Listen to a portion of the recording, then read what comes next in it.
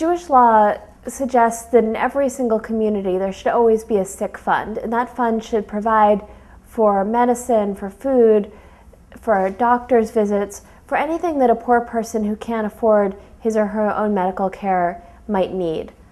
These sick funds were established, of course, before there was any such thing as a state, let alone state-run health insurance. And for the past several thousand years, Jewish communities have set up funds like this, or ways of taking care of the sick within their own communities everywhere that we've gone. So even in America in the 19th century, there weren't public hospitals like we know them today. There were hospitals that took care of injuries. So if you had a broken leg, you could go to a hospital. If you had some kind of a physical injury, you could go to a hospital, but hospitals didn't admit people who had contagious diseases. It's kind of a funny thing to think about now because, of course, that's one of the major functions of hospitals now. But if you had a contagious disease, you couldn't go to a hospital. If you were wealthy, you could bring in a doctor to take care of you in your home. If you weren't, then you were on your own or dependent on the community. And so in the 19th century, the Jewish community in America started to set up hospitals, Jewish hospitals like Montefiore in the Bronx or like Beth Israel in Newark, New Jersey.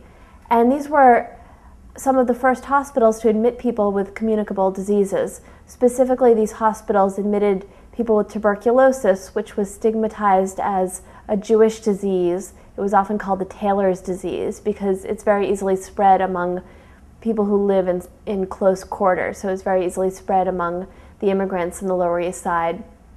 And these were really the first hospitals in America that would take people with these kinds of stigmatized diseases. And that actually transformed healthcare in America. That very quickly these hospitals stopped taking only Jews and started taking other people, and then soon enough there were other hospitals that would also admit people with communicable diseases. Ultimately, the Jewish community didn't need to maintain hospitals that were just for the Jewish community because we were sufficiently integrated into America, but we've, I think, taught the United States something about the responsibility to take care of even the people who are stigmatized, either because they don't have money to pay for health care, because of their skin color, because of their race, because of their ethnic background, because they don't speak English.